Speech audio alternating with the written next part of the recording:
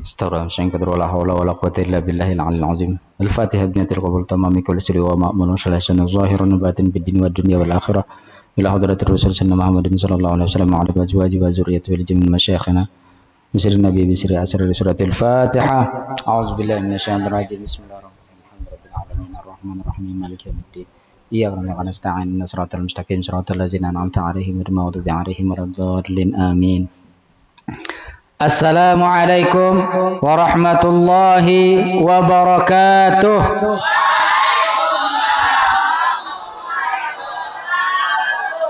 Alhamdulillah wassalatu wassalamu ala rasulillah Sayyidina Muhammad ibn Abdullah wa ala alihi wa sahbihi wa mawalah wa man tabi'ahu wa ba'dah. Amma ba'd. Faqala sallallahu alaihi wasallam talabul ilmi faridatun ala kulli muslimin. Wa qala aydan man salaka tariqan yaltamisu fihi ilman sahalahu Allahu tariqan ilal jannah. Kama qala sallallahu alaihi wasallam. Alhamdulillah wa syukrulillah, di siang hari ini kita bisa bersama-sama berkumpul bersilaturahmi di pondok pesantren yang sebelum berdirinya dari masih tanahnya itu kami sudah mengetahui bakal dibangunnya sebuah pondok pesantren di sini, karena alhamdulillah Al-Mukarram guru pimpinan kita di sini Abu ya kan? Bisa aja berarti. Ustadz Haidir Rahman ini beliau kawan seangkatan, jadi kami alhamdulillah lulus di Pondok Pesantren Darussalam satu angkatan tahun 2002-2003, dan beliau meneruskan pendidikannya di Pondok Yasin, kemudian jadi ustadz di Pondok Yasin selama 6 tahun. 6 tahun lebih di Yasin. Makanya sekolahnya mengajar mulai 2005 sampai 2018. Sejak 2005 sampai 2018 mengajar di Pondok Yasin. Dan Al-Fakir sendiri alhamdulillah 2 tahun sesudah mengikuti pendidikan takhasus di Abuya Guru Sukri di Majelis Al-Mubarak. Alhamdulillah kembali mengikuti pendidikan di Ma'hadul Ali Darussalam. Nah, sejak saat itu masih dari kelas 3 Wusta di Darussalam itu sudah mulai terlibat mengajar. Jadi kita ini adalah, kalau bahasa kitanya dulu punya cita-cita cuma 2, jadi wali lawan jadi orang sugih. Cita-citanya nih. Ternyata kita terjebak di jalan yang benar. Akhirnya dipilih Allah menjadi orang yang pengajar. Jadi alhamdulillah kita baik di rumah maupun di beberapa musalla, dan ada satu pondok pesantren tahfiz kita juga mengajar di sana. Dan ini adalah luar biasa lah, kita sejak dari sebelum dibangunnya ini kita mengetahui apa yang direncanakan oleh guru kita, ustaz kita, dan sekarang kita sangat terharu lah, sangat excited jar orang weh ini tuh melihat ada santri-santri yang sudah sampai aliyah lah, pendidikannya di sini sudah masya Allah. Barakallahu fikum. Semoga Allah Subhanahu wa taala apa yang kalian pelajari dan apa yang kalian tuntut di sini semoga bisa mengamalkannya dan berguna nanti, bukan hanya untuk kalian pribadi tapi juga untuk masyarakat dan terutama untuk agama kita. Nah, ini yang penting kan. Dan alhamdulillah yang kita hormati guru kita, pimpinan Pondok Pesantren Rahmaniyah, dan juga pada para santri dan ustaz-ustazah di sini. Semoga pertemuan ini adalah pertemuan yang diberikan berkah oleh Allah Subhanahu wa taala. Nah, jika bahasanya kami ini datang ke sini ini boleh kampung, walau bukan kampung. Kenapa? Karena lingkungannya lingkungan pondok dan kami ini pondokan asli. Wih, pondokan asli. Kenapa jadi pondokan asli? Karena sampai sekarang kada pernah bulik. Jadi kalau guru kita itu sidin kembali ke kampung, ada kita alhamdulillah cuman 1 kali sebulan pulang kampung untuk mengajar di kampung, di masjid, kemudian di rumah asal tempat lahir, kemudian juga ada di madrasah di sana. Tapi cuma 1 bulan sekali.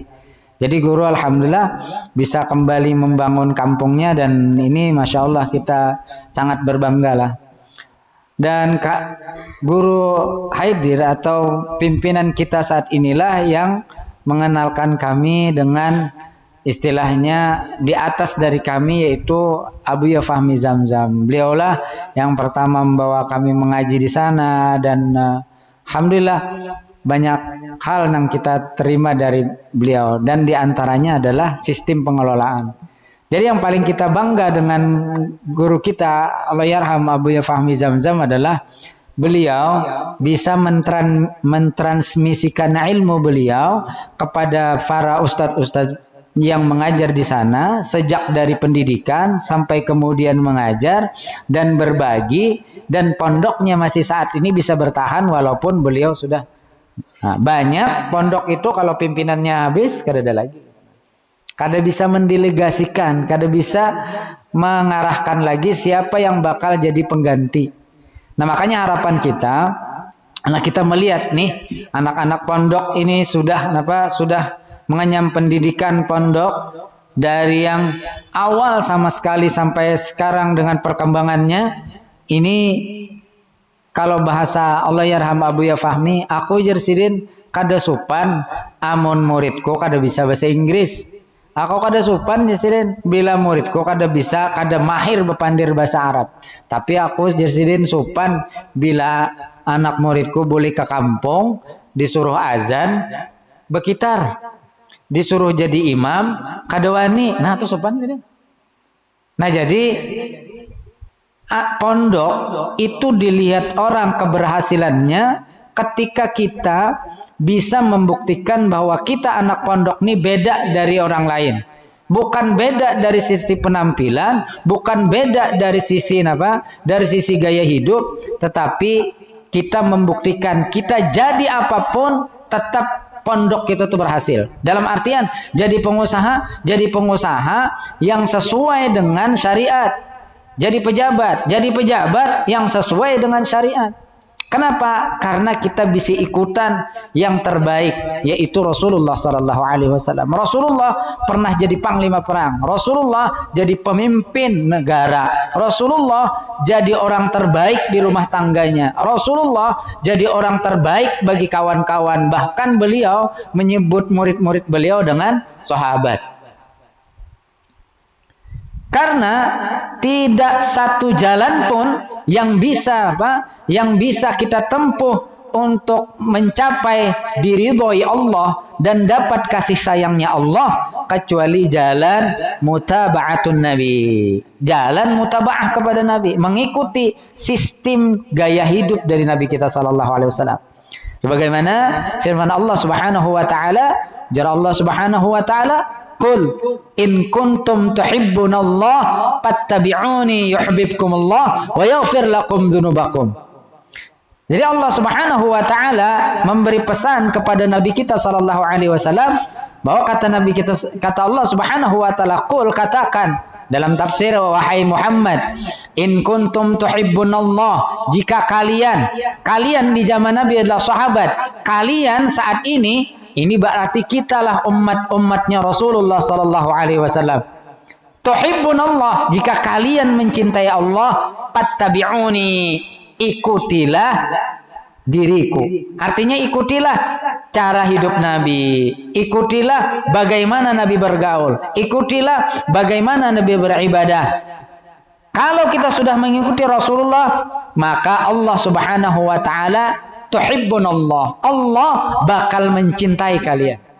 Wa yaghfir lakum dzunubakum, dan Allah Subhanahu wa taala akan mengampuni dosa-dosa kalian.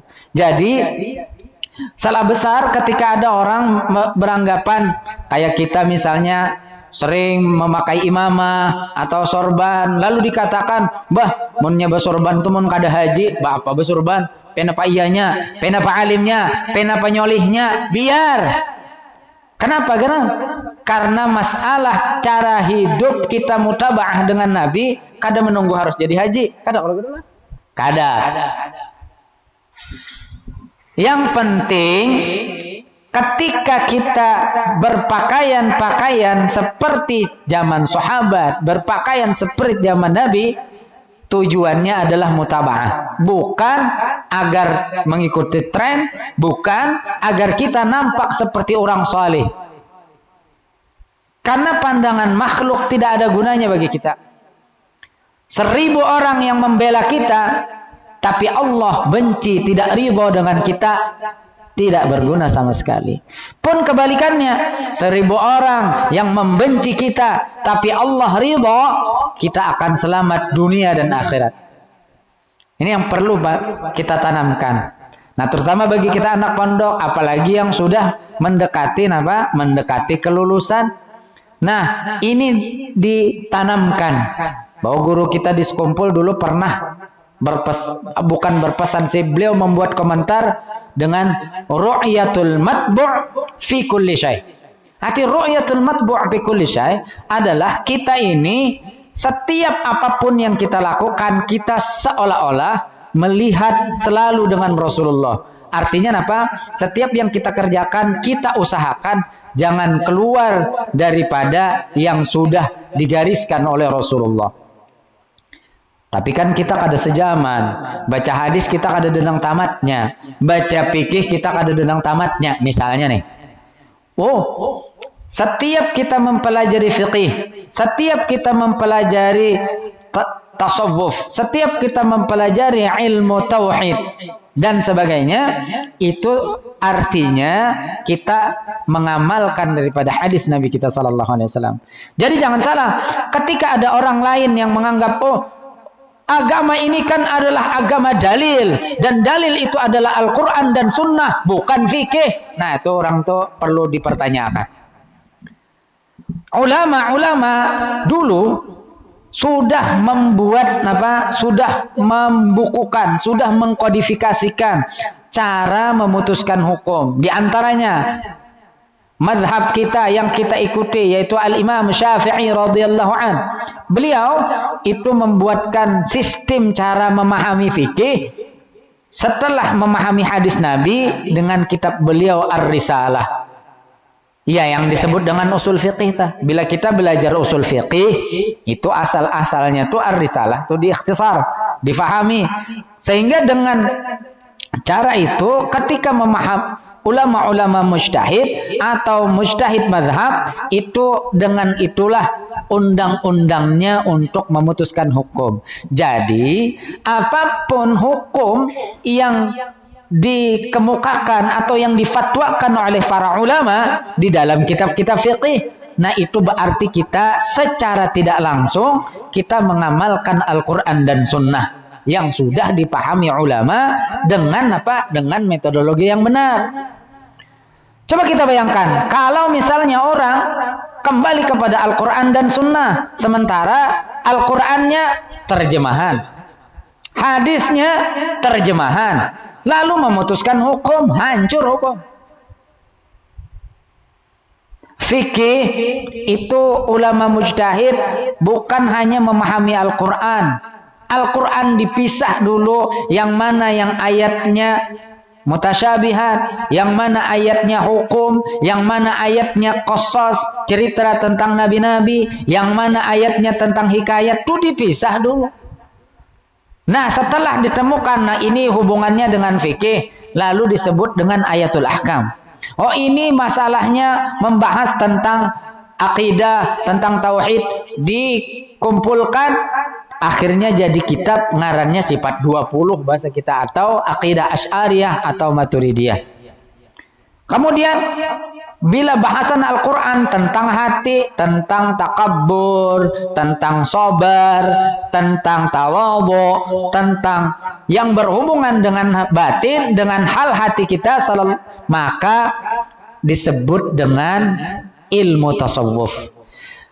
Jadi redaksi hadis Nabi yang Nabi kita mengatakan bahwa talabul ilmi faridatun ala kulli muslimin. Al-ilmu di situ ujar ulama adalah ilmul hal. Apa yang disebut ilmul hal?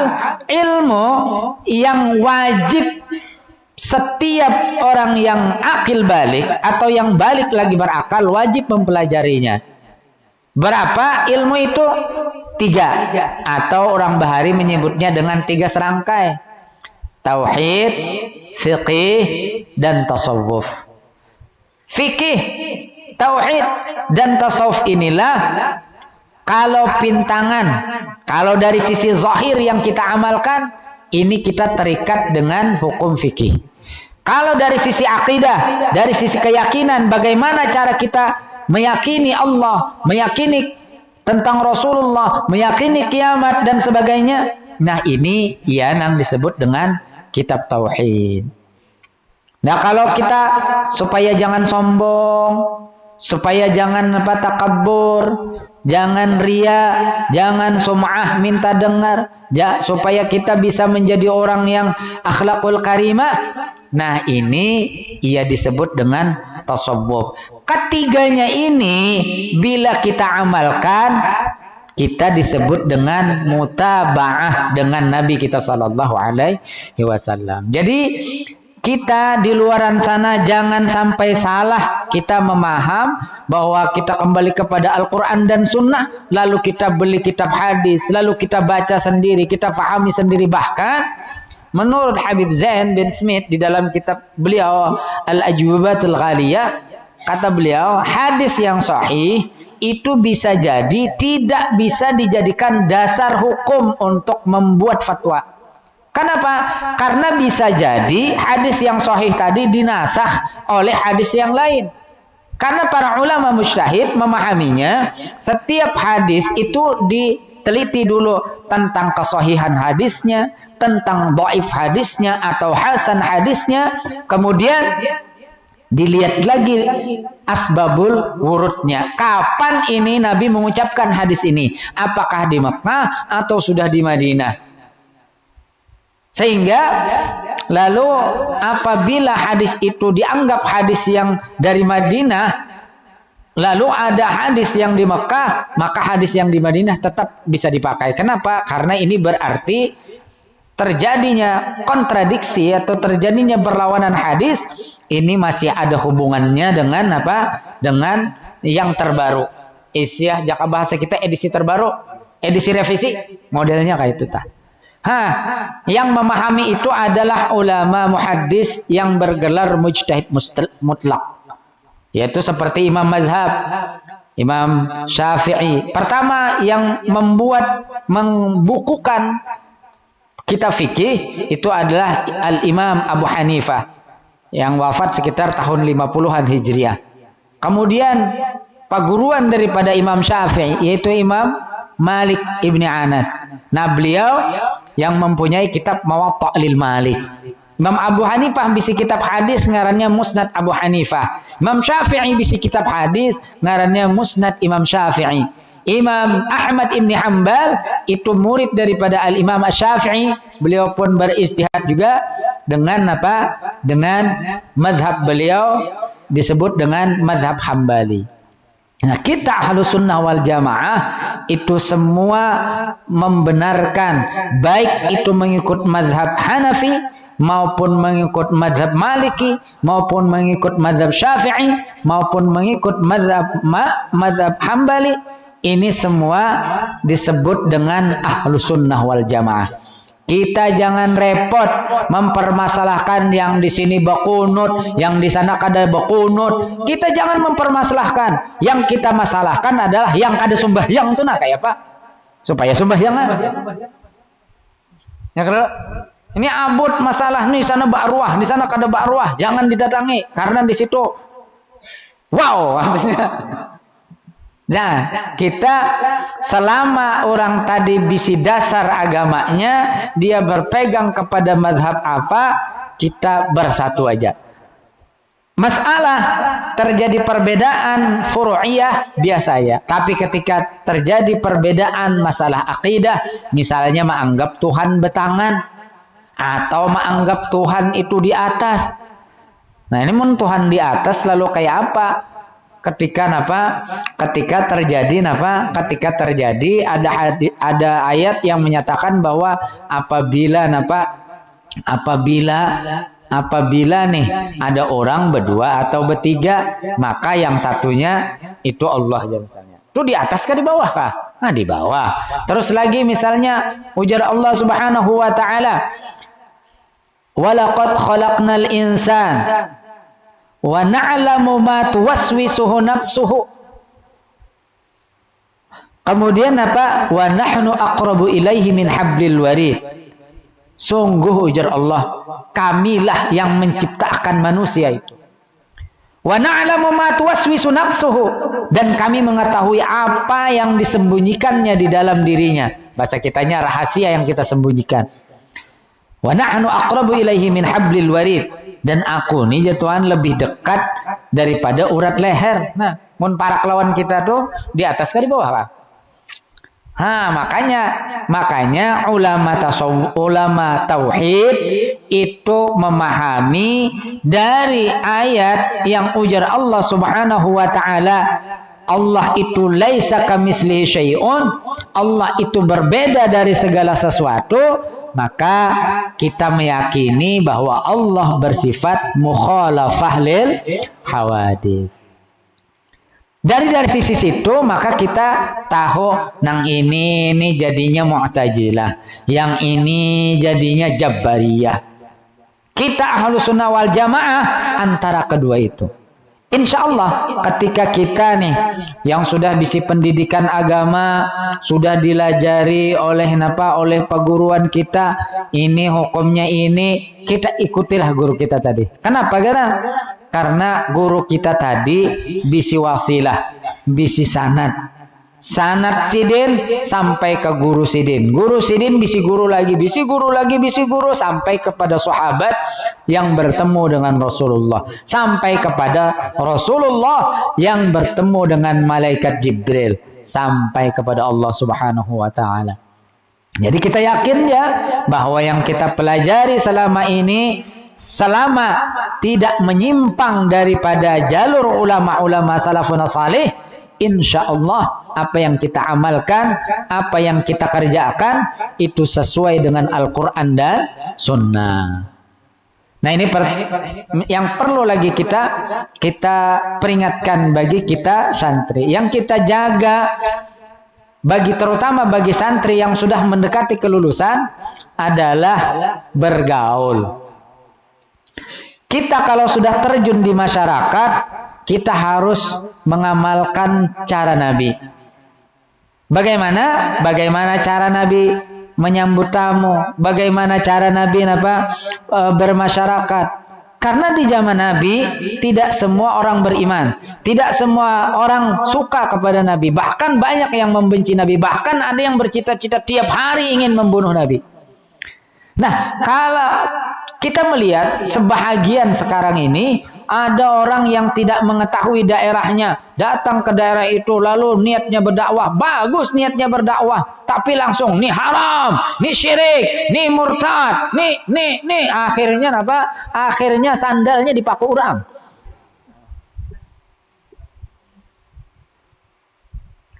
Kita mengikuti cara ulama bahari dengan apa? Di mana bumi dipijak, di situ langit disanjung atau dijunjung. Artinya kita jangan sampai mengambil rumput tetangga gitu kita. Jadi kita bisa menghargai, ada perbedaan, ada perbedaan pemahaman, itu biasa. Tapi kalau sudah masalah akidah, nah kita harus bisa mempertahankan apa yang kita yakini. Makanya banyak sudah kita melihat lah bahwa kita ini, terutama kita santri, saat ini itu bukan hanya di kalangan santri yang perlu kita pertahankan, bukan hanya kalangan pemahaman akidah dan fikih yang kita pertahankan, tapi terkadang dari golongan kita sendiri, yaitu dengan mempelajari harus nang tingkat tinggi, harus sampai martabat 7, harus sampai Nur Muhammad. Bila kada sampai ke situ kada kawa masuk surga kan aja. Mungkin ada penyandu lawan diri lagi jar. Wah, ini penting karena ketika kita di masyarakat akhirnya terkadang kita yang santri, kita yang belajar puluhan tahun di pondok-pondok pesantren karena melihat gurunya nih bakaramat, melihat bukan karamat. Penanya bakaramat. Mau ajar sidin hujan-hujan. Ujar sidin apa? Ujar sidin ambil duit di tas, timbul duit. Asalnya apa? Kada ada duit misalnya. Lalu kita menganggap itu karamat, belum tentu. Ulama bahari telah madakan walaupun orang tuh bisa berjalan di banyu, walaupun orang tadi bisa apa? Bisa sembayang di atas awan, mun sembayang juga tak. Biarpun orang napa bisa melimunan, bisa timbul di sini, timbul di sini. Amun ulun lawan guru haid ini percaya benar lah karena sidin nih amun berjalan di napa di batang banyu tuh dasar timbul sidin nih di batang banyu. Timbul sidin kupiahnya. Nah jadi justru dari itu kita bila melihat yang ajaib, tapi orang ini tidak sesuai dengan apa yang diajarkan Rasulullah. Misalnya orang nih kada bersembahyangan, padahal sidin nih bila sidin calok aja banyu nih orang sakit kepala sembuh asal minum mixagrip aja gitu. Nah maka kita jangan terpesona, biasa aja. Melihat orang bisa berjalan di banyu, iwak kada perlu sekolah nih bisa aja berjalan di banyu. Itik timbul aja di banyu. Melihat orang kawan apa berjalan di atas awan, itu biasa. Burung ada pernah sekolahnya bisa aja. Ya artinya hal-hal gitu, makanya ada ungkapan bahwa al istiqomah itu apa? Khairun min alfi karamah. Istiqomah dalam jalan kebenaran, istiqomah kita sampai mempertahankan apa yang kita pelajari hingga di akhir umur kita mengucapkan la ilaha illallah, mati dalam keadaan beriman. Nah maka itu khairun min alfi karamah. Jadi jangan-jangan nih kita hendak beramalan supaya kasyaf, supaya tahu ukuran sidi kawan, warnanya abang kah hijau kah nih? Orang di belakang ada saat mandi tadi nah. Ini biasa, jangan terpesona kita melihat itu. Kenapa? Karena nang paling harat daripada macam-macam nang khawariqul adah, nang berbeda dari kebiasaan manusia adalah istiqomah. Guru kita, guru kami untuk Abuya Sya'rani Thayyib, Abuya Fahmi Zamzam, beliau hingga akhir umur istiqomah. Istiqomah dengan jalurnya, istiqomah dengan amalnya, istiqomah dengan mengajarnya. Bahkan juara kawan semalam Abuya waktu di rumah sakit sidin masih mutolaah aja. Nah, itu istiqomah. Itu istiqomah. Itu karomah nang sebenar-benar karomah. Jangan kita melihat orang orang berjalan di banyu tuh di korbusekin kau berjalan di banyu. Tahan timpas, tahan tembak, tahan setom, linbat gin kawa gitu kan. Biasa aja kita.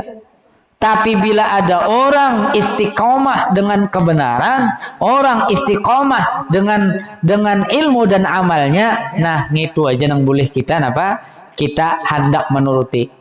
Karena Nabi kita memadahkan 2 aja boleh kita hiri itu. Nang lain kita kada boleh hiri. Pertama, hiri lawan orang sogeh. Nah, ulun ya juga guru artinya lain. Sogehnya nang hartanya tadi digunakan untuk agamanya. Yang digunakan untuk akhiratnya itu boleh kita hiri.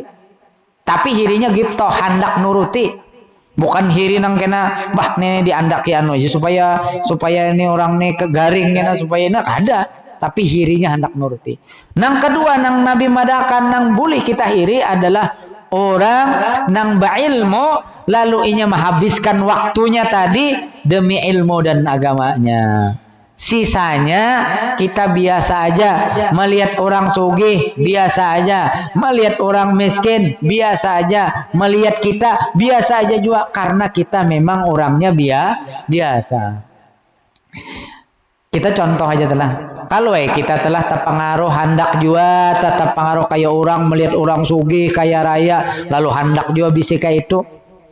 Amun kita telah memikirkan tuh orang nang bisi rumah misalnya nih kayak Sultan Andara, Mas Rapi itu bisi napa bisi pembantu lebih dari 36 orang. Bisi napa bisi rumah kalau luasan. Bisi napa macam-macam bisi taros. Tapi juga tahulah pengeluarannya berapa. Bayar listrik ada yang sampai 11 juta. Bayar pembantu kali 3,5 juta aja kali 35 sama dengan banyak.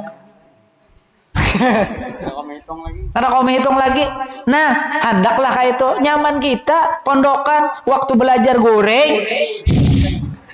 Artinya no problem. Nyaman kita bersyukur dengan apa yang diberikan Allah, kita nikmati apa yang diberikan Allah, insya Allah napa kita hidup bahagia. Satu lagi pesan di dalam Al-Quran, Allah Subhanahu Wa Taala pernah menyatakan, ujar Allah, konsep bahagia itu sederhana.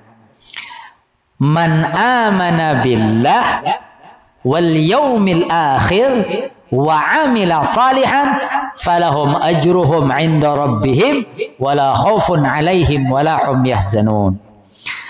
Allah Subhanahu wa taala mengadakan konsep kita bahagia. Karena saat ini yang dicari orang ke diskotik bahagia, minum minuman keras supaya bahagia. Aku depresi harus minum supaya bahagia. Aku hendak ketujuh ke bebinian karena aku supaya bahagia. Oh, artinya aku payu. Oh. Tapi yang tidak disadari adalah apa yang disampaikan Allah. Allah berfirman, man amana billah, siapa yang beriman kepada Allah, wal yaumil akhir, dan beriman dengan hari kiamat, kemudian wa amila salihan, dan dia beramal salih, falahum ajruhum 'inda rabbihim, maka mereka dapat ajrun, dapat upah, dapat pahala dari Tuhannya. Bahasa kitanya tak, bila mati insya Allah masuk surga. Semoga kita seberataan yang hadir di sini masuk surga. Dan kedua, di dunianya, ujar Allah Subhanahu wa taala, bila sudah tiga tadi digawe, beriman Allah, beriman kepada hari akhirat, kemudian beramal saleh, maka wala khaufun 'alaihim wala hum yahzanun. Ya kayak guru bubuhan kita nih nah. Sidin ini la khaufun 'alaihim wala hum yahzanun. Naga karena menghadangnya sin diranjah sidin terus semuanya waktu sidin mengajar. Kayak apa? Kenapa? Karena bila sudah kada bisi khauf, kada bisi rasa takutan lagi di hati, menandakan iman orang tadi bujur. Artinya kita berpegang hanya kepada Allah. Hanya jatuh di WC aja kita nang berpegangnya ke hidung lah.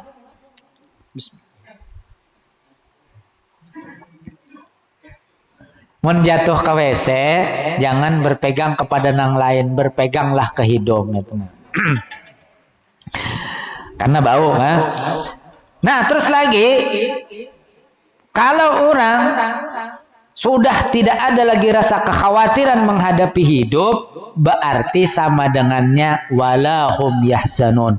Mereka tidak lagi bisa duka cita. Orang yang bisa bersedih, orang yang bisa duka cita, orang yang bisa mengeluh dengan kehidupannya, menyatakan dia tidak meyakini bahwa dia punya Allah, bahwa amal hidupnya, baik buruknya sudah ditentukan Allah. Dan itu jadi rukun iman bagi kita, bahwa khairihi wa syarrihi minallah, baik dan buruk yang terjadi dengan diri kita itu semuanya dari Allah. Makanya konsepnya adalah fa idza asabatkum musibah qalu inna lillahi wa inna ilaihi rajiun. Bila kita ditimpa musibah, sambat kaininah ya Allah, innalillah, semuanya dari Allah, kemudian kembalinya kepada Allah. Mungkin itulah yang bisa kita sampaikan pada hari ini. Mudah-mudahan dengan pertemuan ini Allah Subhanahu wa taala selalu mencurahkan taufik dan hidayah kepada kita. Semoga kita bisa istiqamah dalam taat ibadat kepada Allah. Semoga kita bisa menjadi jundullah lah, pasukan perangnya Allah yang mempertahankan agama Allah dengan ilmu dan amal. Semoga dengan pertemuan ini Allah Subhanahu wa taala kelak mengumpulkan kita bersama dengan Rasulullah sallallahu alaihi wasallam. Ala hadhihi niyyah wa bi kulli niyyati salafun salih bila hadratin Nabi sallallahu alaihi wasallam khairu bariyah syai'ulillah lahumul Fatihah. A'udzubillahi minasyaitonir rajim. Bismillahirrahmanirrahim. Alhamdulillahirabbil alamin. Arrahmanir rahim. Maliki yaumiddin. Iyyaka na'budu wa iyyaka nasta'in. Ihdinas siratal mustaqim. Siratal ladzina an'amta 'alaihim ghairil maghdubi 'alaihim waladdallin. Amin. Wal 'afu minkum. Summa assalamu alaikum warahmatullahi wabarakatuh. Amin amin ya rabbal alamin. Bismillahirrahmanirrahim. Alhamdulillahi rabbil alamin. Wassalatu wassalamu ala sayyidina wa nabiyyina wa habibina Muhammadin wa ala alihi washabihi ajma'in. Rabbana fanfa'na bima 'allamtana wa 'allimna ma yanfa'una wa zidna ilma warzuqna fahma bi rahmatika ya arhamar rahimin. Rabbana atina fid dunya hasanah wa fil akhirati hasanah wa qina azabannar. Wa sallallahu ala sayyidina Muhammadin wa ala alihi washabihi wasallam. Alhamdulillahi rabbil alamin. Taqabbalallahu minkum.